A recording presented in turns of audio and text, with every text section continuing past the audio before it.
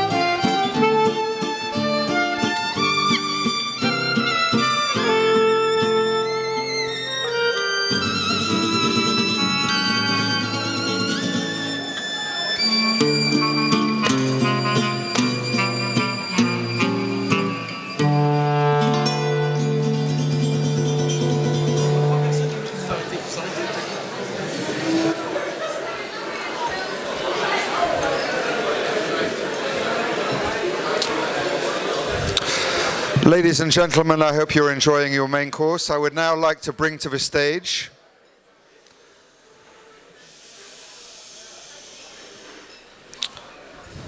Thank you, ladies and gentlemen. I would now like to bring to the stage our partner and our dear friend, the President of a Consistoire, Mr. Joël Mergui, to address you and to welcome our next guest speaker. Monsieur Mergui, s'il vous plaît.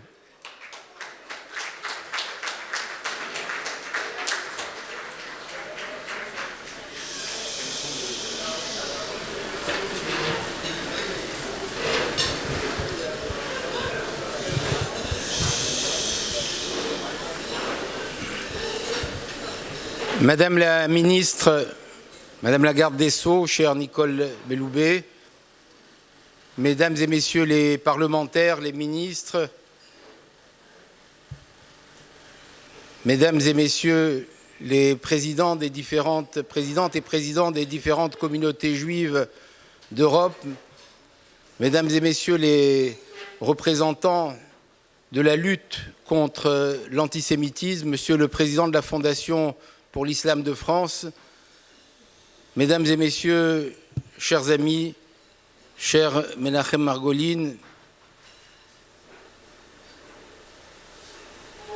je vais m'exprimer en français, donc je sais qu'il y a des traductions simultanées que vous avez pu prendre en rentrant. Et je voudrais commencer, puisque nous sommes dans une ambiance depuis ce matin assez angoissante, sur le sujet qui nous réunit, l'un des sujets qui nous réunit, qui est celui de l'antisémitisme et de l'antisionisme, je voudrais commencer par une bonne nouvelle. Ce soir, dans le calendrier hébraïque, nous commençons le mois de Hadar. Le mois de Hadar, c'est le mois où arrive Purim, qui est la principale fête qui évoque dans le judaïsme la victoire contre l'antisémitisme.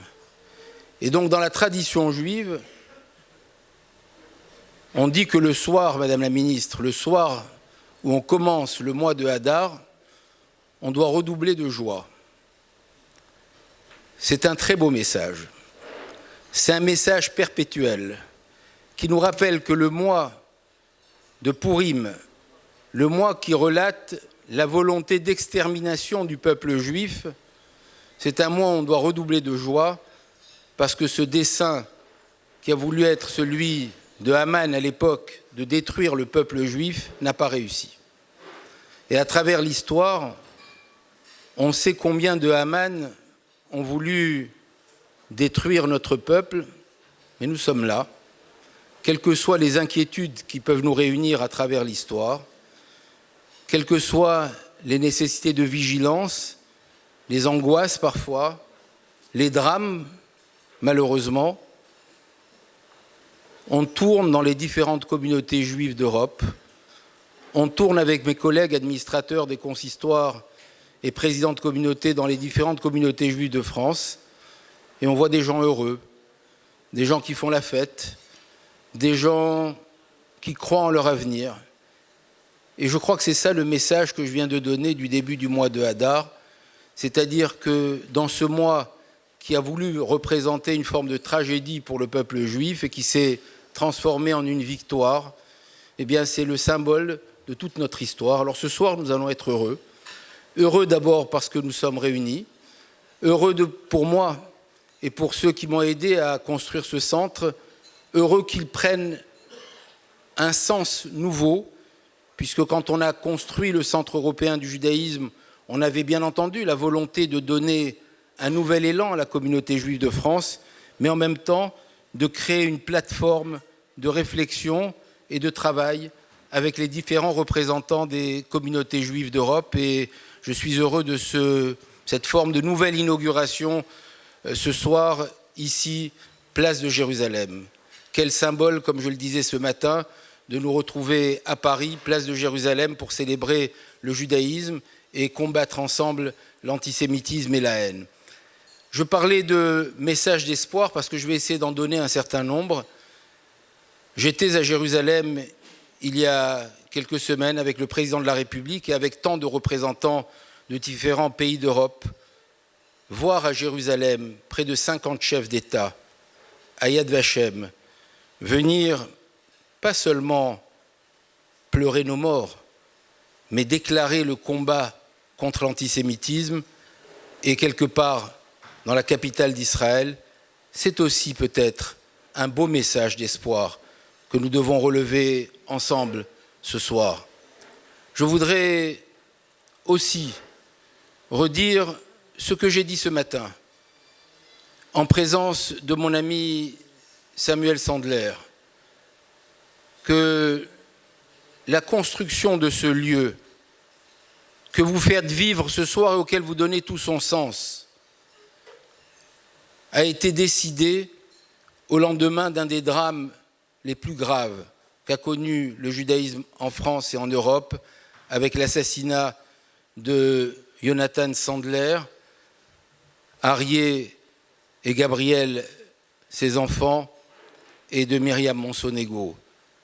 Ce drame aurait pu faire que tous les Juifs désespèrent de la France et de l'Europe, que les Juifs quittent la France et l'Europe. Et malheureusement, ce drame n'est pas resté un drame unique. Mais nous avions deux choix, celui de renoncer ou celui de continuer. La réponse nous a été donnée et par Samuel, et par la femme de Jonathan Sandler, Eva, et par les parents de Myriam Monsonego. Leur dignité devant le drame, leur courage devant le drame, nous a obligés à continuer à croire en notre avenir. Mais ce n'est pas seulement cela. Je l'ai dit ce matin et je l'ai répété depuis des années. Aussi longtemps, Madame la Ministre, Messieurs les parlementaires européens, aussi longtemps que la communauté juive sentira l'Europe, les pouvoirs publics, les gouvernements, les ministres, les acteurs importants de la société défendre le judaïsme en Europe, aussi longtemps qu'on vous sentira à nos côtés, dans nos soirées, dans nos événements, aussi longtemps qu'on vous sentira avec nous, nous avons le devoir de résister et de croire en notre avenir. Le peuple juif n'a jamais renoncé. Le peuple juif n'a jamais donné raison à ses ennemis. Le peuple juif n'a jamais baissé la tête. Et au moment où l'antisémitisme renaît en Europe, au moment où l'islamisme radical veut faire trembler l'Europe, au moment où l'extrême